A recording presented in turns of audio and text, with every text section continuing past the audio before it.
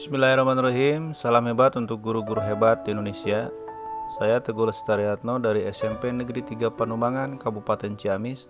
Saya CGP angkatan ke-9 tahun 2023. Di sini saya akan memaparkan tugas saya pada modul 1.2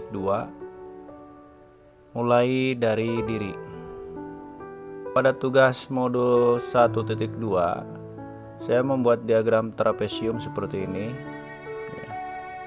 Jadi diagram trapesium itu menggambarkan posisi saya sekarang ya. Nah, jadi posisi saya sekarang berada di sini di titik warna biru di usia 45 tahun. Kemudian flashback ke belakang, ini ada titik warna biru langit ya. Ini tepatnya di kelas 4 SD umur 9 tahun. Saya mendapatkan pengalaman negatif. Kemudian di titik warna hijau saya mendapatkan pengalaman positif, itu di kelas 2 SMA ya, atau SMU di usia 16 tahun.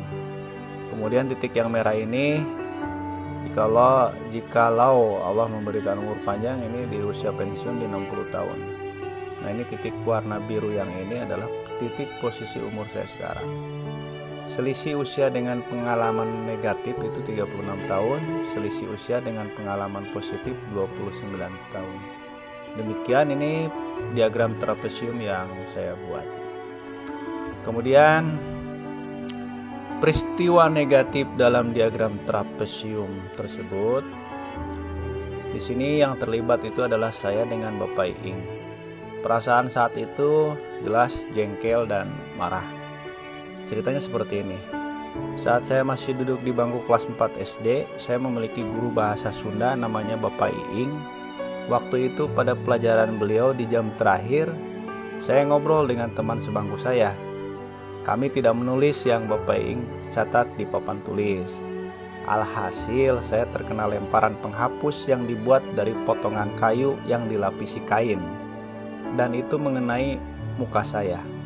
Seketika itu saya langsung menangis jadi-jadinya karena rasa sakit di wajah saya.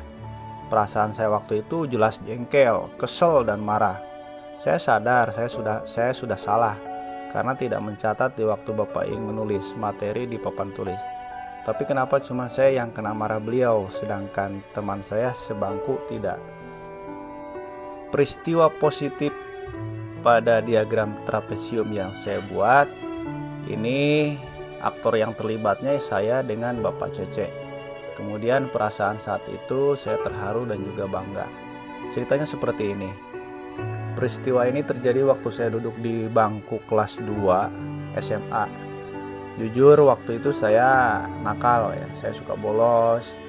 Kemudian baju seragam sekolah itu dikeluarkan, dan ya masih banyak lagi. Pada waktu itu tepatnya hari Senin di pagi hari, saya sedang bersembunyi di kantin untuk tidak mengikuti upacara. Saya dipanggil oleh wali kelas saya, yaitu Bapak Cece, untuk menjadi pemimpin upacara. Karena pada saat itu yang menjadi pemimpin upacara tidak hadir dikarenakan sakit. Kenapa harus saya, Pak? Tanya saya kepada Bapak Cece. Anak-anak yang lain pada tidak mau dan tidak berani. Walaupun kamu nakal, Bapak lihat ada potensi dalam diri kamu, itu keberanian dan tanggung jawab, kata Bapak Cece. Dan singkat cerita, akhirnya saya pun bergegas ke lapangan upacara untuk bersiap-siap. Nah, di sini ada pertanyaan, mengapa momen yang terjadi di masa sekolah masih dapat saya rasakan dan masih dapat mempengaruhi diri saya di masa sekarang? Ini saya bagi menjadi 3. Yang pertama, itu memori. Manusia memiliki kemampuan untuk mengingat suatu peristiwa yang telah terjadi dalam perjalanan hidupnya. Ya jelas karena kita punya memori ya dalam otak kita. Kemudian kesannya bagaimana? Peristiwa-peristiwa yang saya alami di sekolah dulu, apakah itu baik atau buruk, merupakan pengalaman yang berharga untuk saya. Membentuk karakter. Perlakuan yang tidak baik oleh guru saya tentunya tidak akan saya praktekkan kepada murid-murid saya. Saya akan memberikan semangat, dorongan, dan tentunya juga doa agar anak didik saya menjadi anak didik yang berkarakter baik. Pelajaran hidup apa yang saya peroleh dari kegiatan trapesium usia dan roda emosi terkait peran saya sebagai guru terhadap peserta didik? Jelas di sini saya sebagai seorang pendidik itu harus memberikan suri teladan yang baik. Menjadi seorang pendidik harus menjadi contoh yang baik untuk muridnya, memberikan suri teladan dalam bersikap, berbicara, berperilaku, sampai penampilan pun akan dilihat oleh murid. Karena sejatinya semua perilaku seorang pendidik itu akan dilihat oleh murid-muridnya. Oleh karena itu berikan kesan yang baik pada mereka. Nilai-nilai yang saya yakini sebagai guru. Guru itu adalah orang tua kedua bagi murid. Melalui seorang guru, murid dapat belajar baik, pengetahuan, dan keterampilan. Namun tidak hanya itu, guru menumbuh kembangkan potensi yang ada pada diri muridnya, sehingga hidup mereka bermakna dan menjadi manusia yang memiliki peran baik dalam kehidupan bermasyarakat, berbangsa, dan bernegara.